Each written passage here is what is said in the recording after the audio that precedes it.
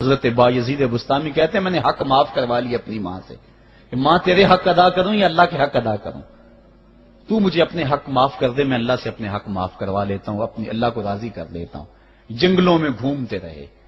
12 سال بیت گئے، ایک دن دوبارہ آئے، بستان کی سمت سے گزرے، خیال آیا چلو ماں کو سلام کر جاؤں۔ تہجد کا وقت تھا، رات کا وقت تھا، دروازے پہ کھڑے رہ گئے کہ میری ماں سوئی ہوگی، میں نے کبھی کوئی خدمت نہیں کی ماں کی، تو اب اٹھا کے تکلیف کیوں دوں؟ ساری رات کھڑے رہے۔ جب تہجد کا وقت گزرا تو نالی سے پانی آیا، سمجھ گئے کہ میری ماں تہجد کے لیے اٹھی ہے، دروازے کے قریب ہو گئے تو ماں نے ہاتھ اٹھا لیے، کہا اللہ میرا بیٹا بایزید تیری طلب میں نکلا ہوا ہے، میں نے اسے اپنے حق معاف کر دیے، تو اس کو اپنا وصال عطا کر دے۔ حضرت بایزید دروازہ کھٹکھٹانے لگے اور ماں کے قدموں میں لپٹ گئے اور رو کے کہنے لگے جس رب کو میں جنگلوں میں تلاش کرتا ہوں وہ تو رب میری ماں کے پاس ہے۔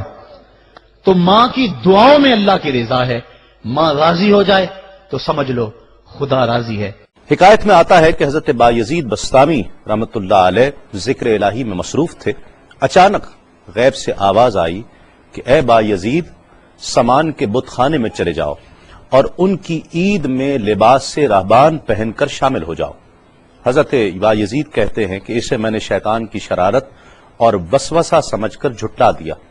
لیکن بار بار یہی اشارہ کیا گیا، تو میں سامان کے بت خانے میں جا کر ان میں انہی کا لباس پہن کر بیٹھ گیا۔ لوگ جمع ہو رہے تھے، کچھ دیر بعد ان کا بڑا راہبان وہاں پہنچ گیا، سب لوگ اس کا باز سننے کے لیے ہمتن گوش تھے۔ بہت دیر تک وہ بڑا راہبان کچھ نہ بولا، تو ایک راہبان کھڑا ہوا اور اس نے بڑے راہبان سے سوال کیا کہ کیا ہم آپ کی حکمت بھری باتیں سننے کے لیے آئے ہیں، آپ کچھ کہتے کیوں نہیں ہیں؟ اب بڑے راہبان نے کہا کہ مجھے اس بات کا یقین ہے کہ تم میں لباس سے راہبان میں ہی ایک مسلمان موجود ہے اور وہ تمہارے مذہب کا امتحان لینے یہاں آیا ہے۔ لوگوں نے کہا کہ علی جاں آپ اشارہ فرمائیں، وہ کون ہے تو ہم اسے قتل کر دیں۔ بڑے راہبان نے کہا کہ نہیں، اسے قتل نہ کرو، بلکہ ہم علم و حکمت اور دلیل و حجت سے اسے شکست دیں گے۔ پھر راہبان نے اونچی آواز میں کہا اے محمدی، یعنی اے مسلمان، تجھے حضرت محمد صلی اللہ علیہ وآلہ وسلم کی قسم ہے، تم جہاں بھی ہو کھڑے ہو جاؤ تاکہ ہم سب تمہیں دیکھ سکیں۔ حضرت بایزید فرماتے ہیں کہ میں کھڑا ہو گیا، زبان پر ذکر الہی جاری تھا۔ تب بڑے راہبان نے کہا کہ میں تم سے کچھ سوالات کروں گا، اگر تم نے اس کے جوابات دے دیے تو ہم تیرے تابع ہو جائیں گے، اور اگر تم جوابات دینے سے عاجز ہوئے تو اور جوابات نہ دے سکے تو ہم تجھے قتل کر دیں گے۔ بایزید بستامی نے فرمایا تم سوال کرو، انشاءاللہ میں جوابات دوں گا۔ بڑے راہبان نے سوالات کا آغاز کیا کہ وہ ایک چیز کیا ہے جس جیسی دوسری کوئی نہیں ہے، وہ دو کیا ہیں جن کا تیسرا کوئی نہیں ہے، وہ تین کیا ہے جن کے ساتھ چوتھا کوئی نہیں ہے، وہ چار کیا ہیں جن کے ساتھ پانچواں کوئی نہیں ہے، وہ پانچ کیا ہیں جن کے ساتھ چھٹا کوئی نہیں ہے، وہ چھ کیا ہیں جن کے ساتھ ساتواں کوئی نہیں ہے، وہ سات کیا ہیں جن کا آٹھواں کوئی نہیں ہے، وہ آٹھ کیا ہیں جن کے ساتھ نواں کوئی نہیں ہے، وہ نو کیا ہیں جن کے ساتھ دسواں کوئی نہیں ہے، وہ 10 کیا ہیں جو کامل ہیں، اور 11 کیا ہیں، اور 12 کیا ہیں، اور 13 کیا ہیں، اور 14 کیا ہیں جو اللہ سے باتیں کرتے ہیں۔ اور بتلاؤ کہ وہ کیا چیز ہے کہ جو بغیر روح کے دم لیتی ہے، اور وہ قبر کون سی ہے جو صاحب قبر کو لیے پھرتی ہے، اور وہ پانی کون سا ہے جو نہ آسمان سے آیا اور نہ زمین سے نکلا۔ اور بتاؤ وہ چار چیزیں کیا ہیں جو نہ جن ہیں، نہ آدمی، نہ فرشتہ، اور نہ وہ باپ کی پشت سے ہیں اور نہ ماں کے شکم سے ہیں۔ اور بتاؤ کہ سب سے اول زمین پر قتل کس نے کیا، اور بتاؤ التامیہ کیا ہے،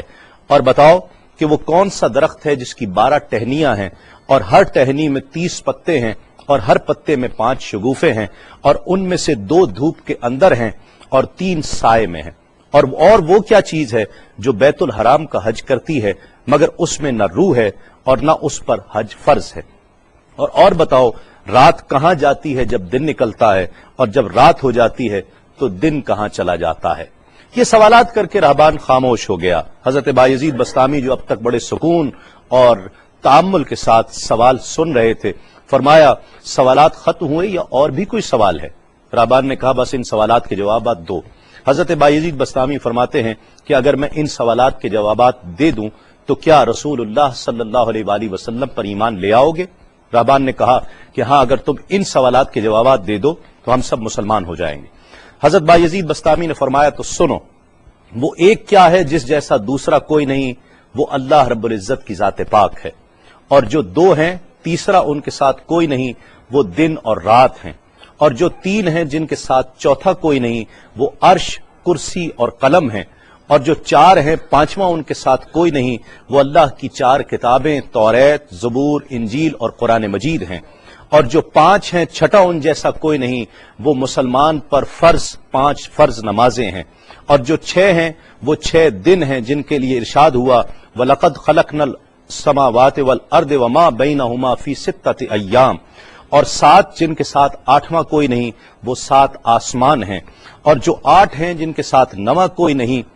وہ عرش عظیم اٹھانے والے 8 فرشتے ہیں، اور جو 9 ہیں 10واں ان کے ساتھ کوئی نہیں، وہ 9 افراد کا گروہ ہے جنہوں نے زمین پر فساد کیا، جن کی اللہ نے قرآن مجید میں خبر دی ہے، اور جو 10 کاملہ ہیں وہ 10 فرائض ہیں جو مکہ معظمہ میں حاجیوں پر واجب ہیں جبکہ وہ حرم میں موجود ہوتے ہیں، اور 11 وہ حضرت یوسف علیہ السلام کے 11 بھائی ہیں جن کا تذکرہ قرآن مجید نے کیا ہے، اور 12 مہینے ہیں 1 سال کے، اور جو 13 ہیں وہ 13 حضرت یوسف علیہ السلام کے خواب ہیں، اور جو 14 ہیں وہ 14 جو رب سے کلام کرتے ہیں، وہ 7 آسمان اور 7 زمینیں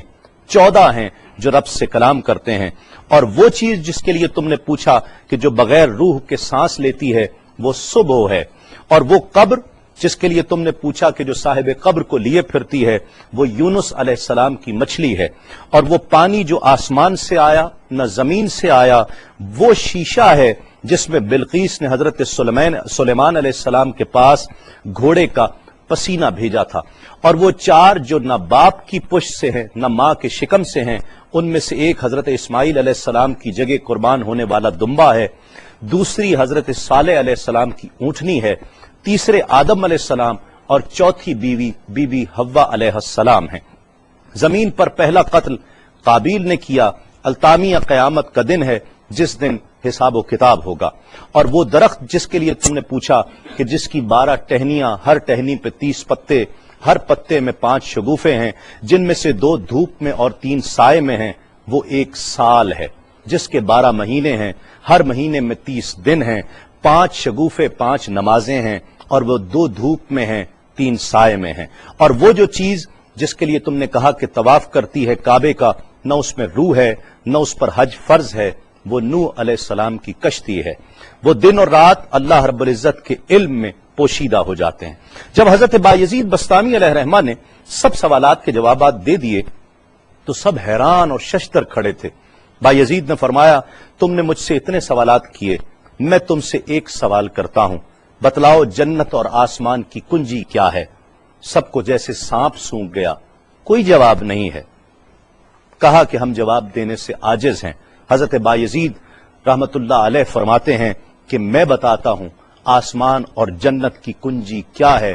خدا کی عزت کی قسم، وہ لا الہ الا اللہ محمد الرسول اللہ صلی اللہ علیہ وآلہ وسلم ہے کہ یہ کلمہ پاک آسمانوں کی اور جنت کی کنجی ہے۔ بس آپ کا اتنا بیان کرنا تھا۔ حکایت میں آتا ہے کہ سب کی زبانوں پر کلمہ جاری ہو جاتا ہے، بت توڑ دیے گئے، اور جتنے وہاں پر موجود تھے سب ایمان لے آئے اور دائرہ اسلام میں داخل ہو گئے۔